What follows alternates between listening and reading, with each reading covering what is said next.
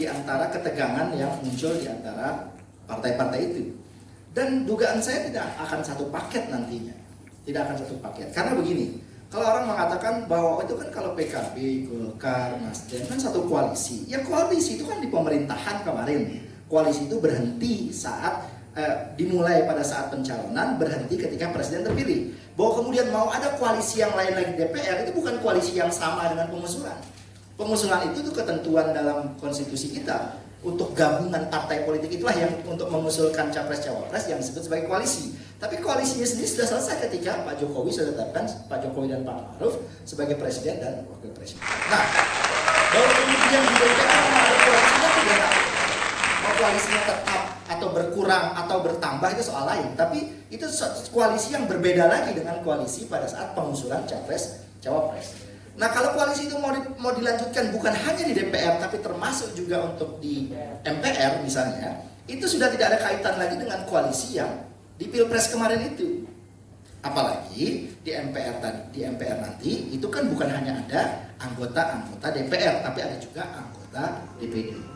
Jadi MPR itu bukan terdiri dari partai politik dan DPD, tapi anggota DPR dan anggota DPD. Jadi yang ditekankan oleh konstitusi kita itu anggotanya.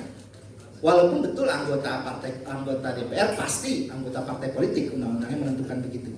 Tetapi yang dimintakan oleh konstitusi itu unsur DPR-nya adalah anggota DPR-nya, bukan partai politiknya. Kalau menjadi anggota DPR partai politiknya, tapi menjadi anggota MPR itu dari anggota DPR-nya bukan dari partai politiknya.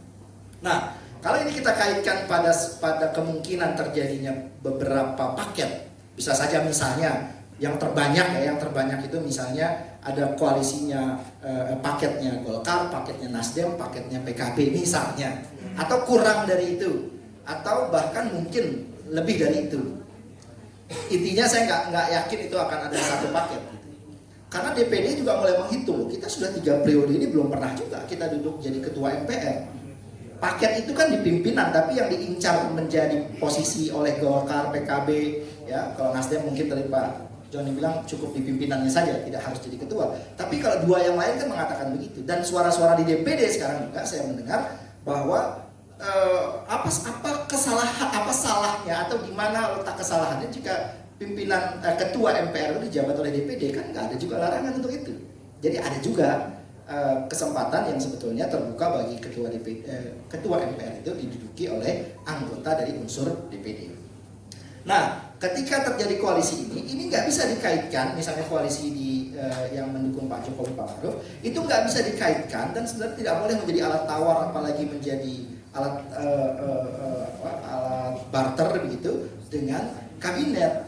Yang saya dengarkan sekarang begitu, misalnya ada partai yang mengatakan oke, kami jatah kursinya di menteri kurang, tapi nanti tolong partai-partai yang lain dukung ya, saya mau jadi ketua MPR misalnya.